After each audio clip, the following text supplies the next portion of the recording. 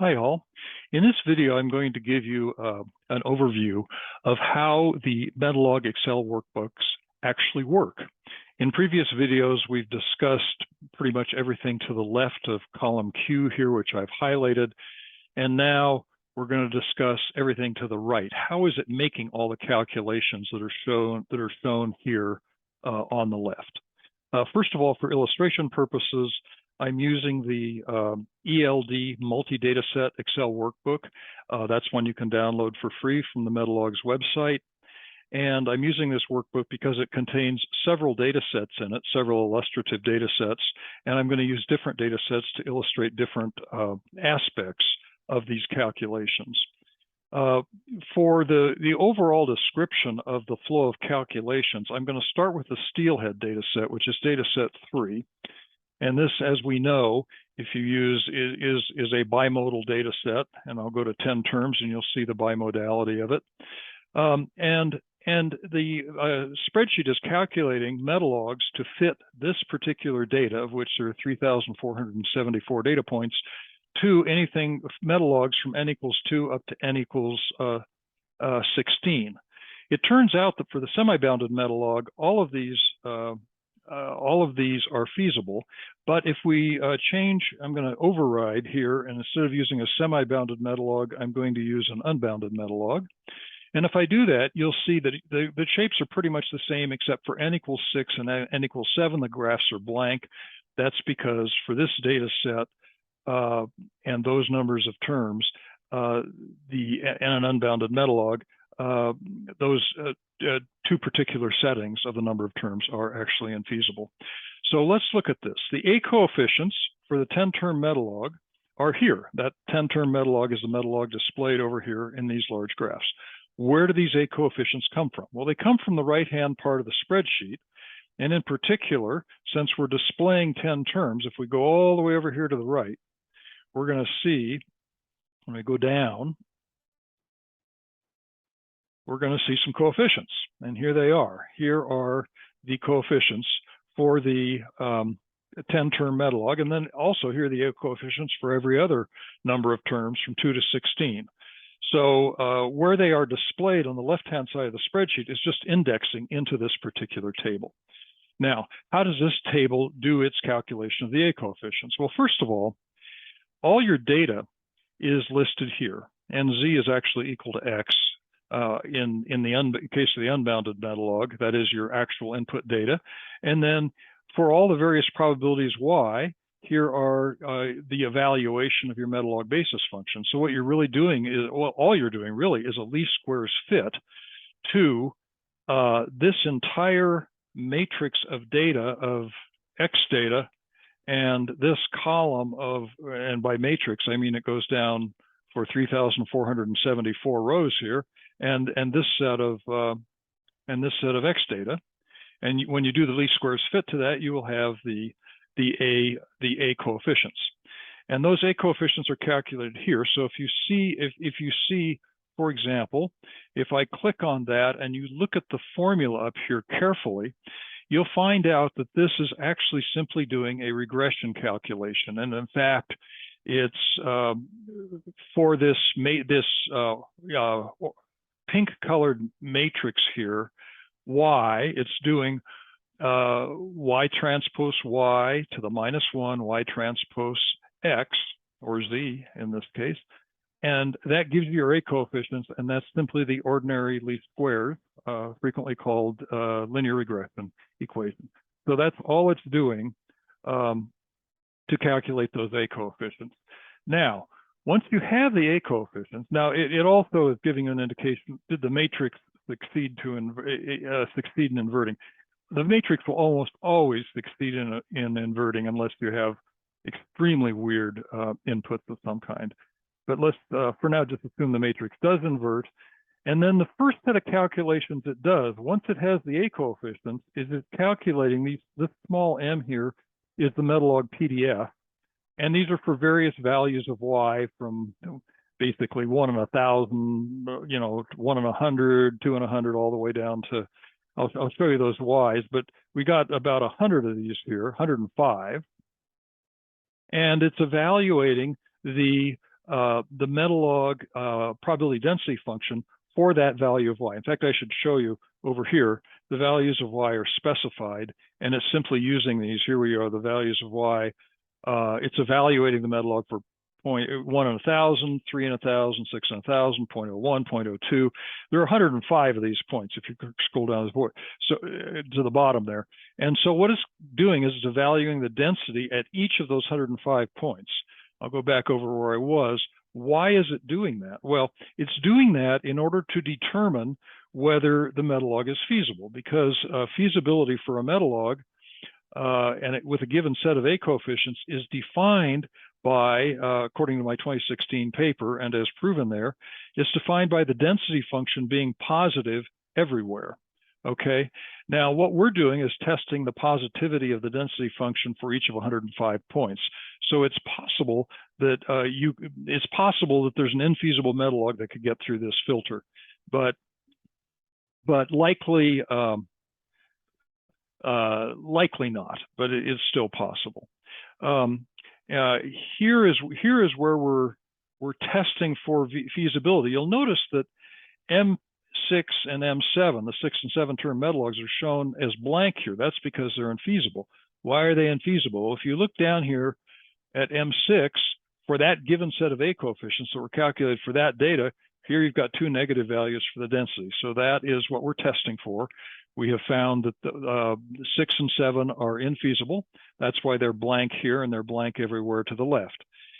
These density values, other than that, the density values in this table here correspond exactly to the density values in this table here.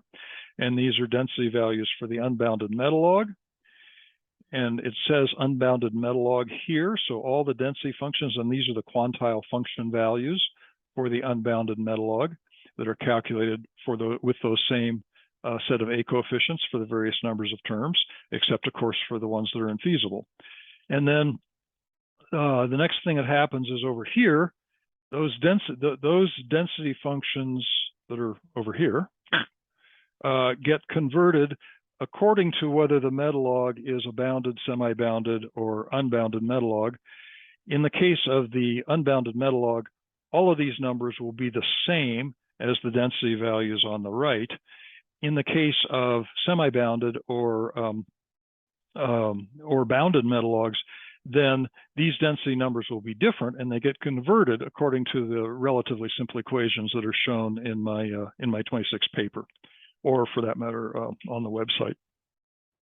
And then similarly, these are the quantile function values of the Metalogs for all these different y's. Y is equal to 0.001 to all the way up to 0.999.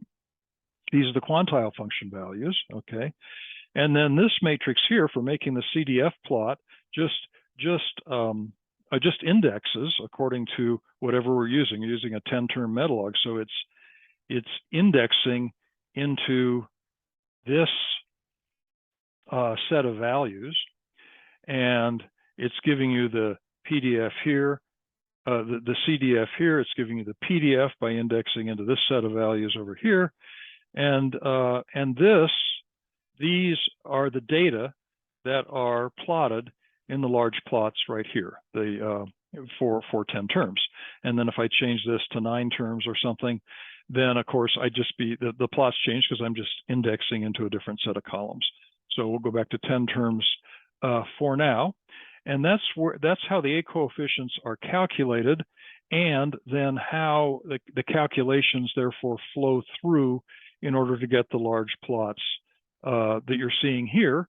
And then all of these Metalog panel plots are simply the plots for all of the rest of the A coefficients, that is the ones that correspond to numbers 2 through 16. So you have a thumbnail sketch of what you're going to get in these large plots if you change this.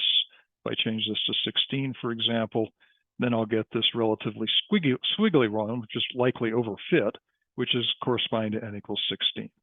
Okay, we'll go back to n equals 10 for now, the number of terms.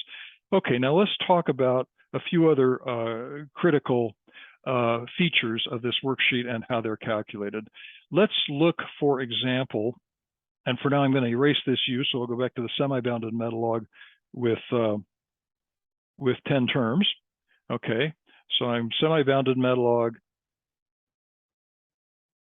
What did I do here? Okay, there we go. Semi-bounded Metalog with 10 terms. I have to delete what was in that cell there. All right, now let's suppose I did something illegal. This data set, as you can see for the steelhead down here, the smallest number is 3. The smallest steelhead caught were 3 pounds, and then they went up to 30-some pounds from there. Suppose, and the lower bound in this data set we've specified as 0. So the Metalogs have a 0 lower bound. But let's suppose we put in something illegal, like a lower bound of 5, okay? If you put in a lower bound of 5, that would be inconsistent with the data. And then you get this error message. The lower bound must be strictly less than all input data. And then it stops showing you anything. So you need to correct, anytime an error is shown here, you need to correct that before you'll see any curves here. So where does that error come from? How does the sheet calculate those errors? Well, if we go back over here, and now I'm going back over to columns, whatever they may be, starting in column DR roughly, or DO, all of those error calculations are here. And basically what it's doing is it's just, you can see it put a 1 in here, and that 1 corresponds to this error message. Lower bound must be strictly less than all X input data. Okay, well, that's fine.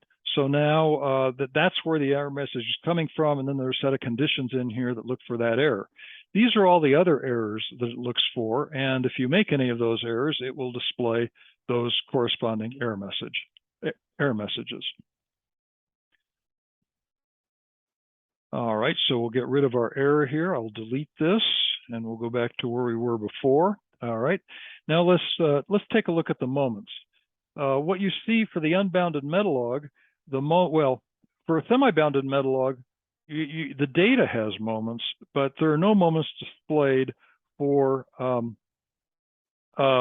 semi-bounded Metalog. That's because those are not available in closed form. However, if we go back to making this an unbounded Metalog,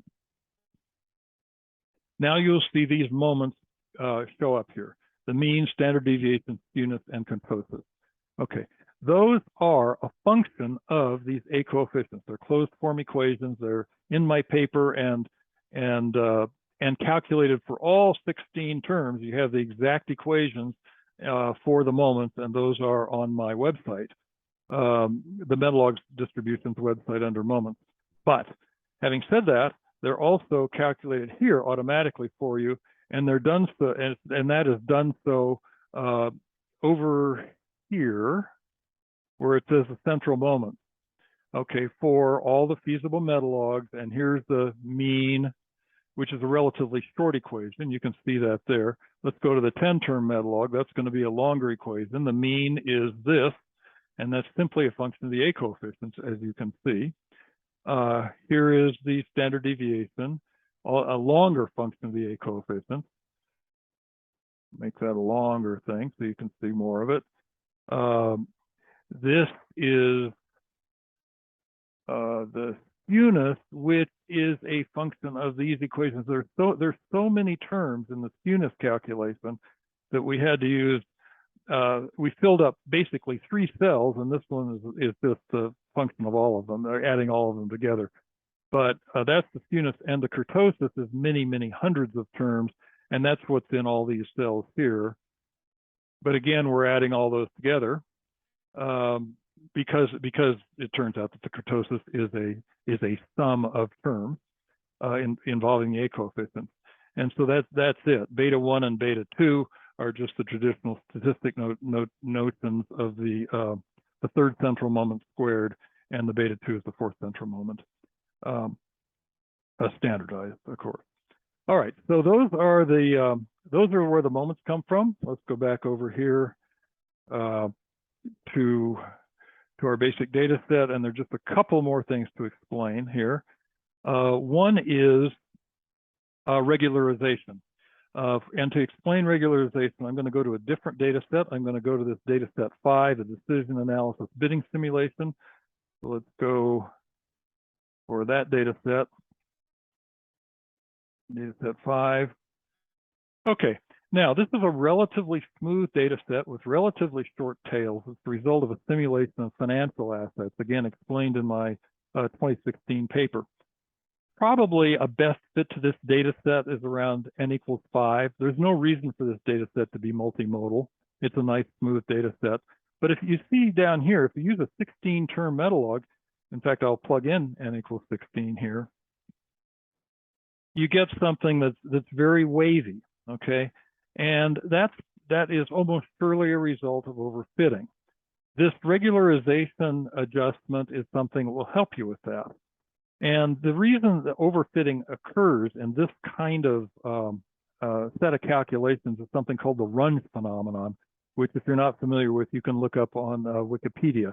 But the basic phenomenon is as you go to higher and higher A coefficients, these are higher order terms, these A coefficients get higher and higher and higher, and they lead to sort of a cyclical kind of behavior.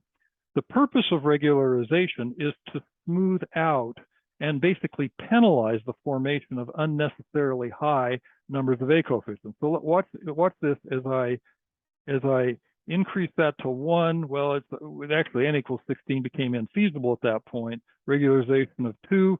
You see how these A coefficients are much smaller now.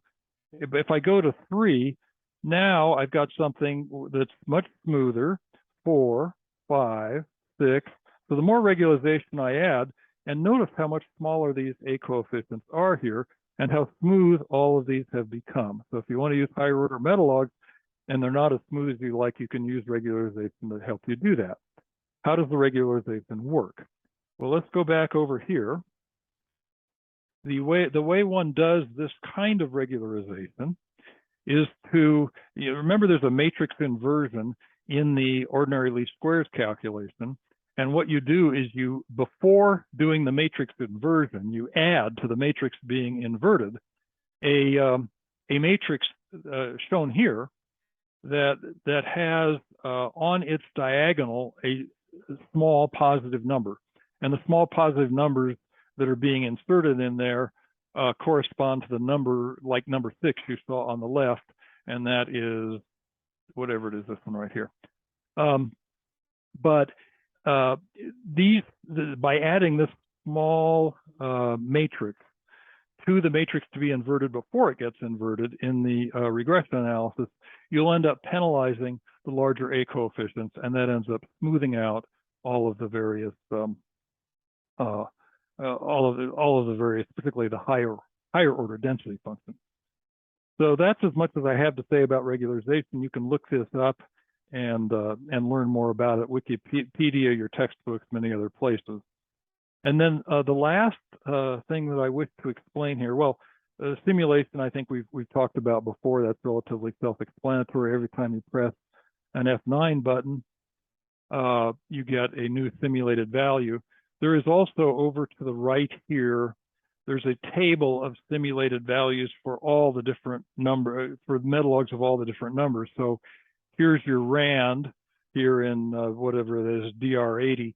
And then if you press F9, every time you press F9, you get a different sample. This is from the 2-term Metalog. This is a random sample from the 6-term Metalog, and so forth. All right, that's the simulation. And then the last item to explain here is this calculation, y given x. So as you know, the Metalog is specified in terms of x as a function of y. That is the quantile function. You put in your 0.5 and the Metalog equation spews out an x of, well, we'll see right here, an x of 35.5. In this case, that's the median. But what if you wanted to specify the x value of 35.5 and say, where does that fall in the y? That's the standard way a CDF is ordinarily calculated. Well, if we put in 35.5 here, then what it's going to do, the spreadsheet is now going to calculate the value of y that corresponds to 35.5. 35.5, whoops.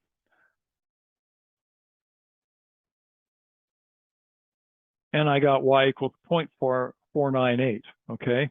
Now, that's approximate, but if I cut this value, or I copied this value and pasted this value in here exactly,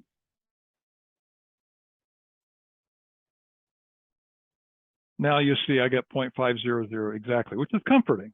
So what this is doing is it's inverting the Metalog equation. The Metalog equation, the quantile function, cannot be inverted analytically.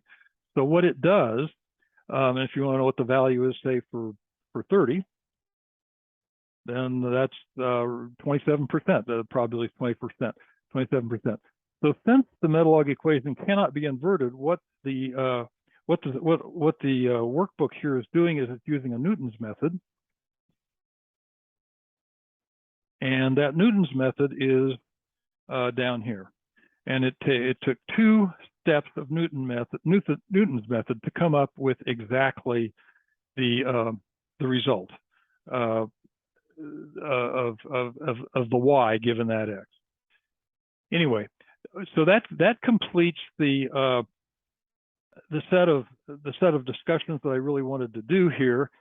If you since this workbook contains no macros and no named ranges, then it's easy to move it to and have it remain fully functional into another Excel workbook. And you would do that by right-clicking on the tab at the bottom, and then select Move or Copy, and then you could move it, and you select Create a Copy, and then you would move it into any other Excel workbook, and it would retain its full functionality.